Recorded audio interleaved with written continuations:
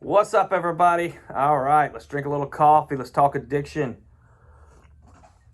Now, I wanted to tell another success story. Got this friend, and I've been seeing him for the past 6 months. And when we started, paranoid, hallucinations, extreme anxiety, heavy methamphetamine use, a history of IV use, a history of heavy pain pill use, a history of trouble, legal trouble, etc. Everything that goes along with addiction. Actually started at 11 years old with heavy drugs. So, but was starting to get himself in a better place where he could actually get help. You know what I mean? Like he's older now, not old, but older, and getting back to kind of some of those family connections and some better personal relationships, and not just the same old, not just hanging around with everybody else who's using. And this allowed him to then seek out treatment. And we have utilized a combination, of some talk therapy between him and I, as well as medication assistance. And he's not having any more hallucinations. He's sleeping better. He's off drugs. He's clean. He's got a full-time job.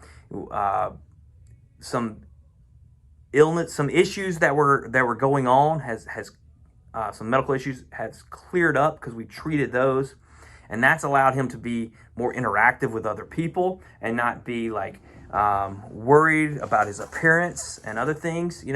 So just every step he's made further away from his lifestyle has put him in a better place to continue that path of recovery. And man, I don't know. I just was really happy when I saw him this last week, because I was so excited just to see that progression.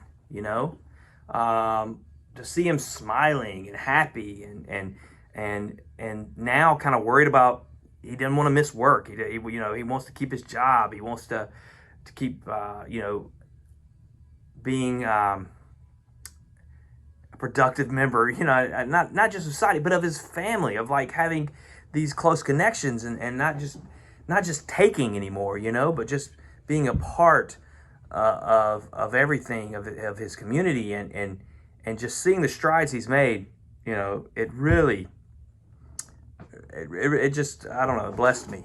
Just not to be cheesy, but that's just the way it felt. Like it was great to see that.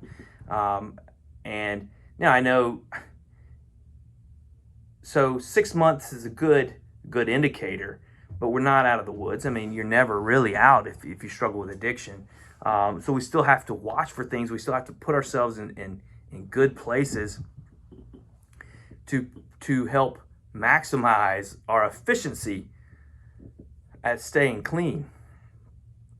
And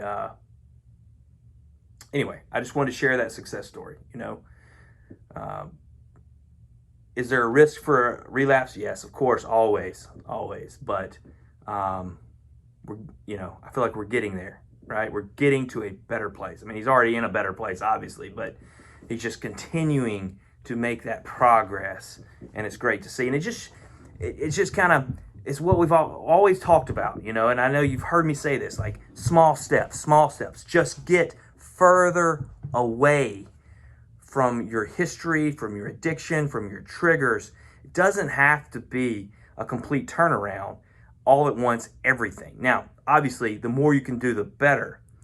But every step you take is a step closer to your goal, as long as you're not going backwards.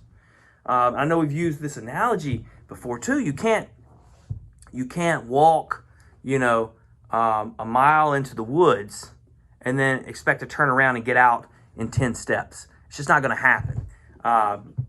It's going to take time. So the further you went to get in there, it's going to take, that long to get out. So just keep going at it, guys. Now, and I'm hoping eventually he's in this place where in a few years he's like, man, I need to get off medicine, you know, or I'm stable enough to try to get to a lower dose, right? So excuse me for that language, because it's not about getting off the medicine. It's about getting to the most effective dose. That's the lowest dose, right? Anyway, I'm just kind of rambling. I was going to read a comment I got. So somebody commented on one of the videos about that they had been on strips for 3 years, and they just changed over to the Sublocade injections, and they're within the first 10 days.